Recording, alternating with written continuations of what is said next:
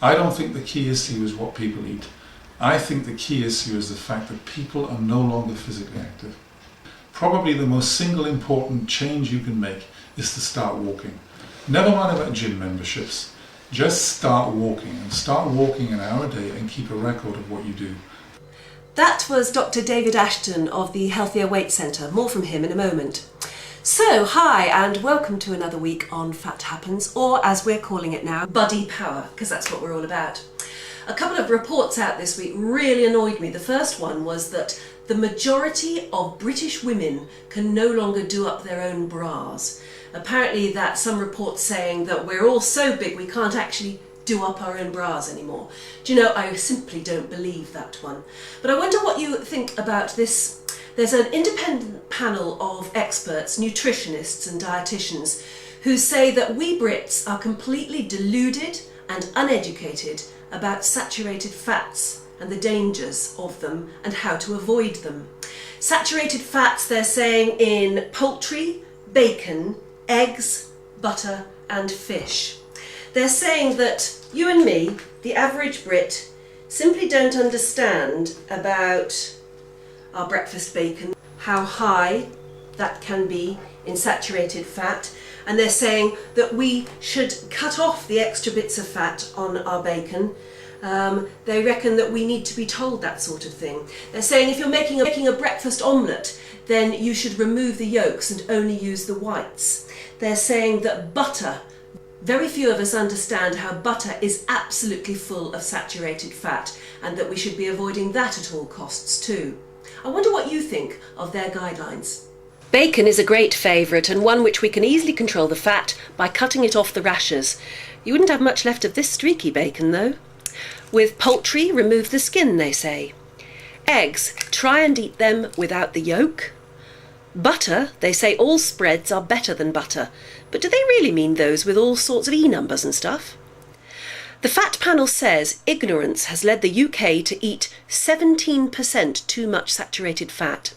Half of us don't believe that saturated fats have anything to do with obesity, and 1 in 8 of us don't know that there's a lot of saturated fat in cakes and biscuits. So what do you think? Do you agree with that sort of advice, or do you find it a little bit patronising? It's interesting because we saw a little clip from Dr. David Ashton earlier. Now, I spoke to him last week. He's from the Healthier Weight Centre. They have centres in Manchester, London and Birmingham. And he has helped countless people lose a lot of weight and lose it permanently. But he says the obesity problem isn't so much about what we're eating and even how much we're eating. It's about balancing energy in with energy out. Here he is again.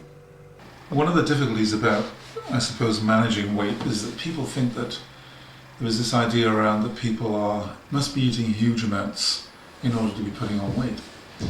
And in fact, the important thing to recognise is that it's not that people are eating so much more than they used to eat. In fact, all the evidence is that average energy intake is declining in the UK. But we seem to forget that you only need a very small amount of excess energy in order to accumulate a large amount of weight. So for example, if you eat a couple of slices of bread or a couple of biscuits each day more than you need, no more than 50 to 100 calories, in 1 year you will put on 10 pounds of fat weight, and in 5 years you'll put on 50 pounds of fat weight. It's not that people eat huge amounts more than they need, but they are almost unaware of the fact that they're eating slightly more than they need, and that slightly more than they need over long periods of time accumulates a substantial weight gain. Why is it in that case that society thinks that fat people are thick, lazy and stupid if it's that easy to put on weight in a land of plenty? Why is it that we still look down so much upon people with weight problems? That's a really interesting question. And remember, of course, that fashions come and fashions go, and if you went back into the 18th century, then fat was probably very attractive. Certainly if you look at some of the paintings that were around at the time, that was certainly the case. Fat used to be an indication of fertility and wealth. Of course, the associations are different now. So I think there is still this tendency in society to regard people with weight problems as being feckless, irresponsible, weak-willed and stupid, when in fact anybody who knows anything about this knows that, certainly most of my patients are pretty smart people. They know perfectly well what the origins of the problem are. And they know that the formula that, you just have to eat less and exercise more is simplistic. The question is, when so many people know what they should do, the question is, why don't they do it? And what is the That's answer to the that? question. The answer to that, I think, often is that they find it really difficult to implement what they should do. And the reason they find it so difficult, and this is probably more important than anything else to remember, is that we are biologically programmed to eat as much as we can, as often as we can, and to eat the kinds of foods which are energy dense, foods which are full of fat and sugar. And we are biologically programmed to do that. And the reason for that is because we need to remember where we came from. For most of the 4 million years that we've been on Earth, we have lived in a very hostile environment. Hostile in the sense that we didn't know where the next meal was coming from. So the ability to store fat was a really important survival advantage. In fact, we wouldn't be having this conversation if that were not true. So there's a tremendous drive to eat as much as we can, as often as we can.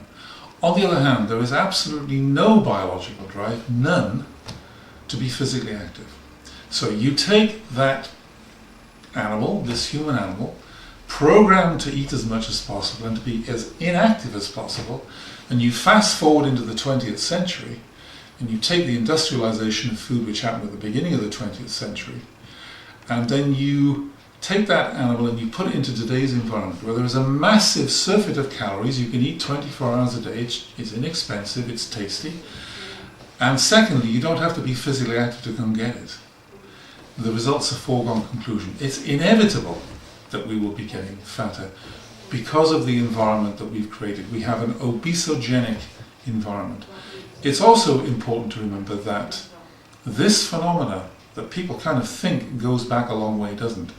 The epidemic, this disease epidemic that we have, is really a phenomenon of the last 3 decades. It didn't occur before that.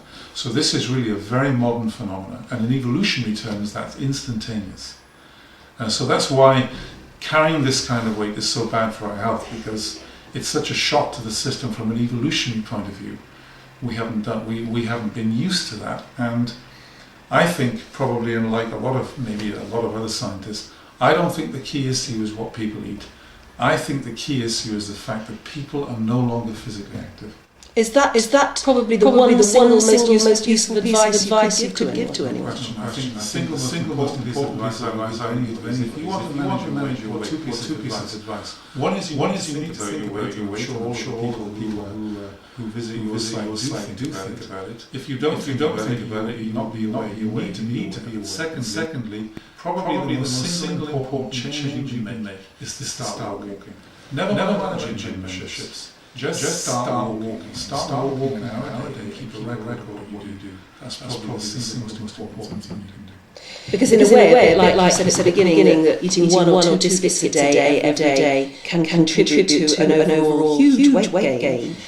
Maybe just doing a little bit of exercise every single day, building it into your life, can have the opposite effect. That's exactly correct. That's exactly right. You balance. Remember, we have to balance this energy ratio. People are so focused on what they take in, completely ignore the energy expenditure part of the equation, which is an integral part of first law of thermodynamics. That's what dictates how much energy you store. So being physically active is absolutely fundamental to the success of your weight management. And if you look at all the data on people protecting their weight loss and being successful in doing it, they're all physically active. And the activity of choice is walking. So what's your view? Do you think maybe the experts, the dietitians and nutritionists, are telling us stuff we already know? Do you think we've all got to get on our bikes or get out walking like Dr. Ashton says?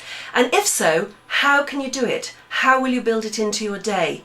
These are all subjects that the people who are trying to solve the obesity crisis are going to be going on and on about for years yet. But what's your view on it? I'd love to know.